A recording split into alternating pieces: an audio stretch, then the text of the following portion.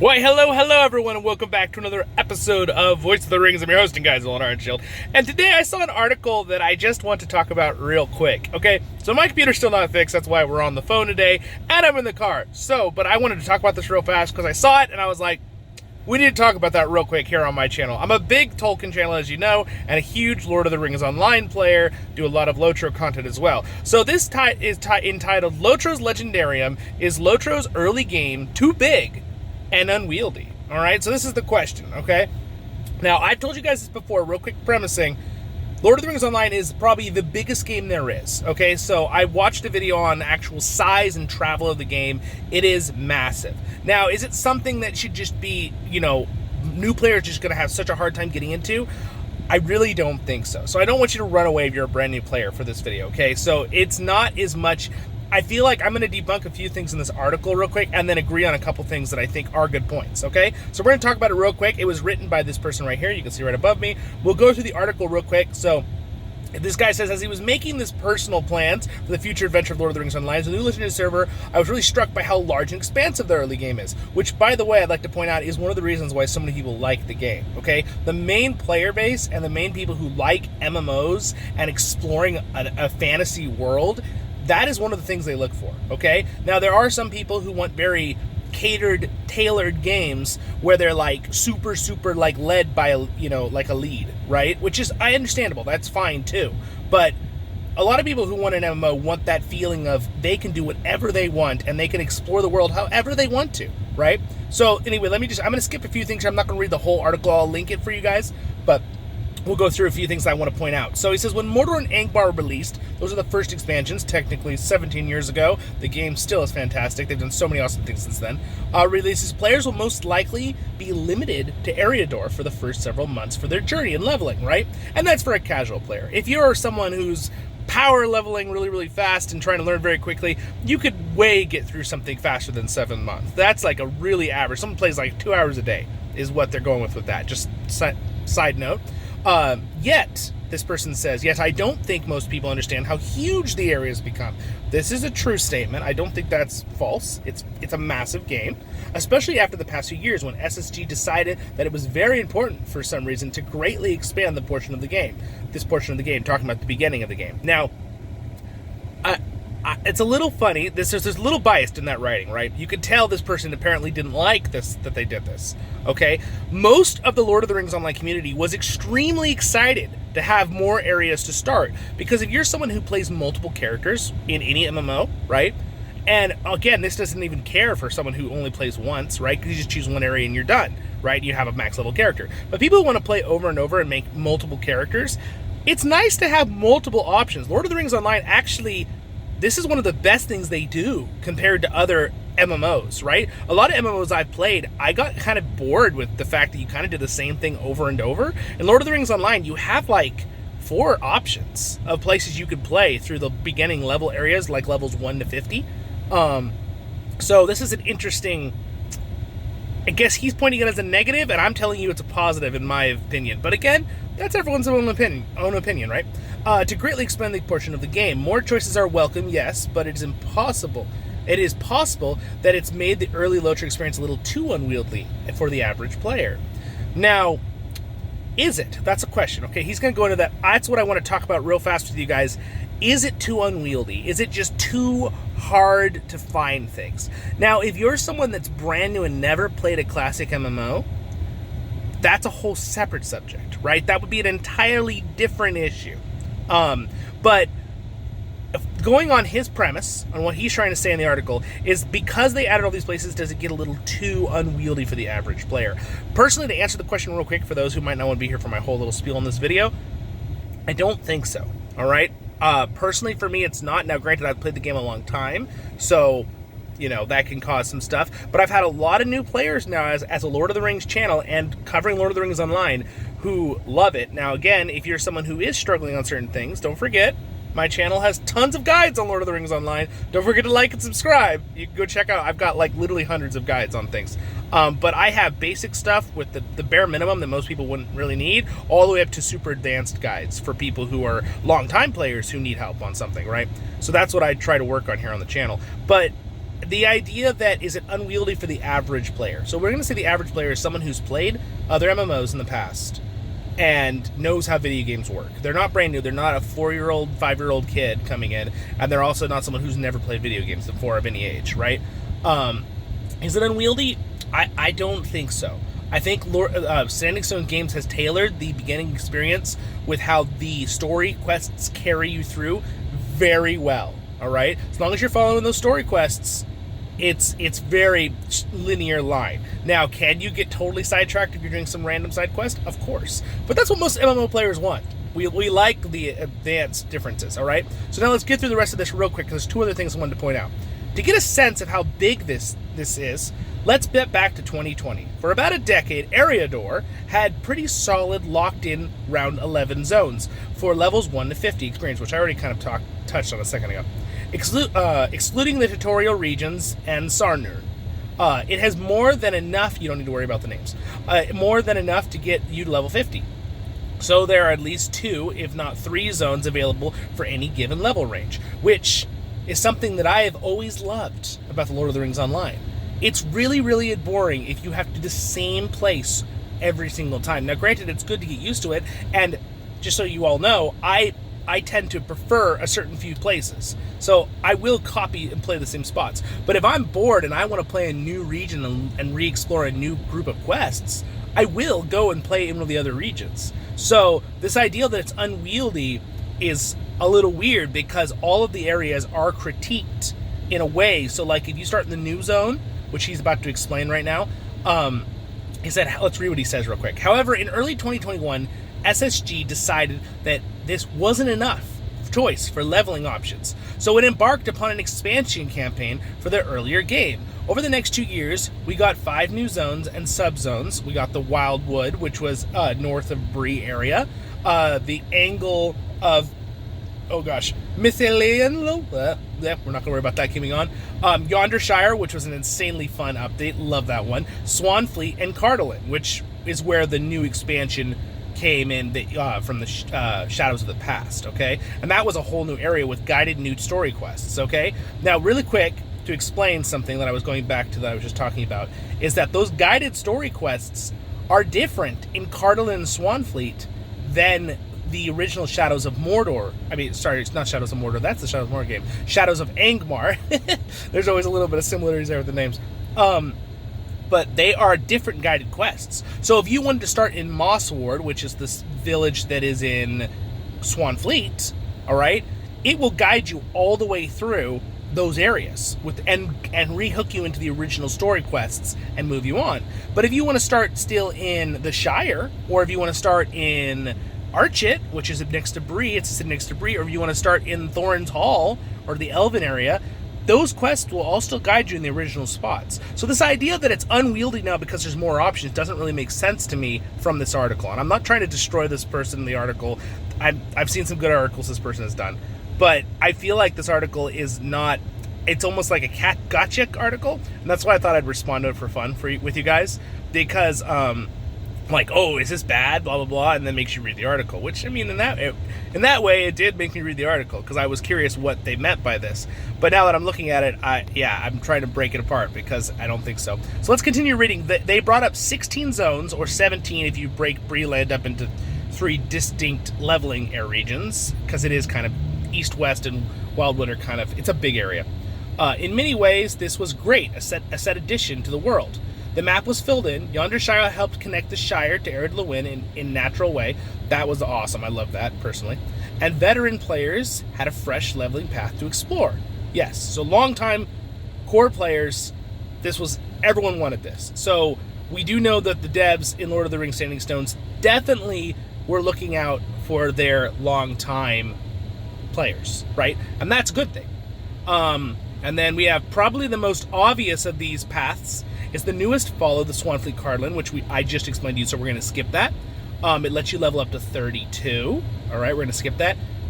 Yet more options. It's throwing ads on my thing. Yet more options aren't always better. Anyway, and now this ad. Hold on. Aha, problem solved. Oh, or not. It must be because I rolled to a certain spot. It's like, go away, ad.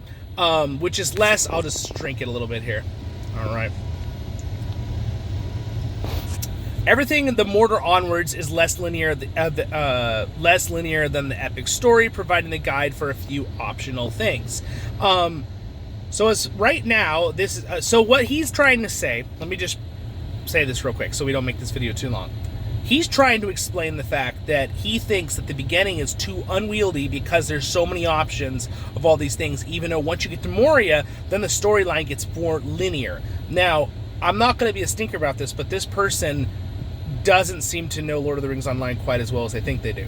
Because if you had played all of these different side quests and stories, the main stories from Mossward, which is the new expansion, what he just said, Cardolan and Swanfleet, or any of the Eriador spots, they all have their own linear storyline that links to the original spot starting in Bree with Gandalf and Aragorn, and links you back to Moria, all right, which continues the story and all this stuff. Now, granted, I would actually argue that some of the spots that are more challenging are later with like the Mordor expansions, because it kind of like the storyline kind of puts you all over the place of the world, and that seems like to me that's the more challenging. But that would be end game for people who are more playing a long time too, right? They've been putting months into the game already.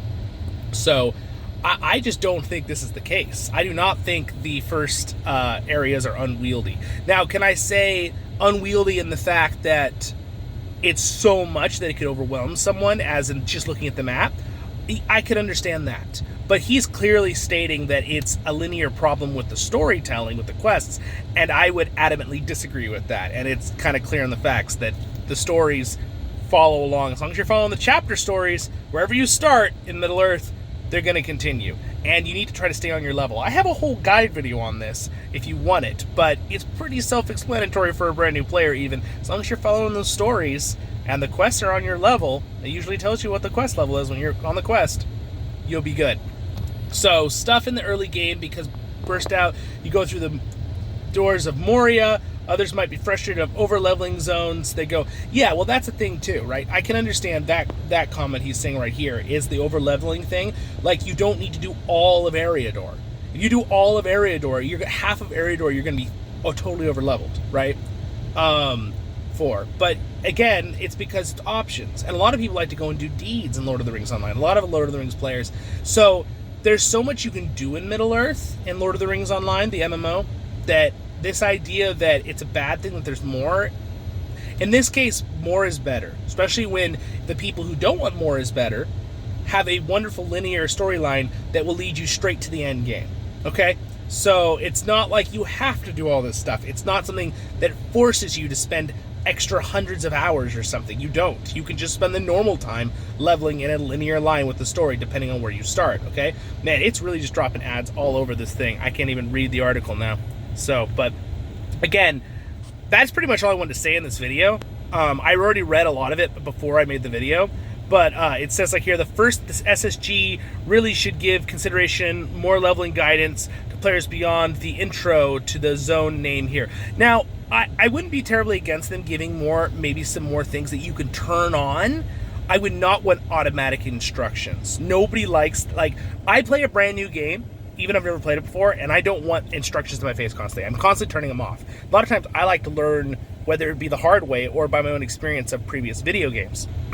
So a little bit of learning of controls and stuff is great. LOTRO has that in the whole intro area. This person's saying to have more guidance. Now, could they add in something like a journal that gives you what you've completed and what you've done? Oh, wait, they have that. Okay, that's it. The deed log. I have a video on that too. But we have that, and we have a quest log, right? They do that. Now, could they add a whole extra thing that you could turn on that would guide you through all the main storylines? That would be extra on top of extra. Standing Stones would have to do a lot more work for that. But that could be cool. I don't think anyone would be against that as long as you could turn it off and on. It wouldn't be something that was just stuck on your screen, right? It could be turned on for those people who would like it. You know, that could be cool. All right. That's a good idea, maybe an interesting idea out of this person. He's thinking specifically how Elder Scrolls handles the zone guide feature with kickoff quests of your choice. Again, it's funny because he's saying things that I'm like, if I compare it to Elder Scrolls, I'm like, that's kind of how LOTRO does things already. So I don't really know where he's going with that one a little bit, but that's all right. We'll keep going. Second, I think high volume for Volume 1, Epic Story, a full overhaul.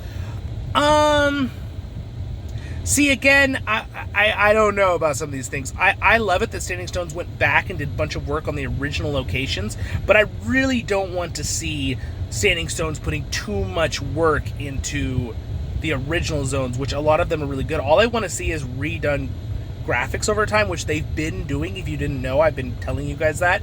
There's a lot of the older original areas have brand new textures and redone graphics and redone plants and animals, and it looks great. They've done a really good job. So I don't know about, because the thing is, Standing Stones has to think of what do the base need and want right that moment. And they have been obviously trying to make it where new players can join in. The Moss Ward thing is a completely, the area he originally talked about in this article, it's a completely redone area dedicated really to not only giving the original players a new place to level, but also have a more streamlined location to level for new players. Swanfleet is very well done with that. So that idea that they need to overhaul everything, well, Swanfleet, that entire expansion is kind of done for new players as well as longtime players. So I don't think they need to go back and redo all that work. In the future, if they get a lot bigger, have some extra time on their hands, could they do some stuff? Of course they could. They've actually done some redos of things from the past in the older areas with quests. But at the same time, I can kind of understand a little bit of things here, but I don't fully agree with that statement here in the articles. So I'm sure there are other ways to repurpose or connect together to craft new content as well. He says, excuse me. But the rest for now, what do you think of the size of the early game of LOTRO? Is it anything? Should SSG do it about? Again, I'm sorry that the ad is covering that all. So what do you guys think? Leave a comment in the descriptions. I would love to also know what you guys think in the description. In the comments. And you can check out this article if you want. I'll link it in the description for you as well.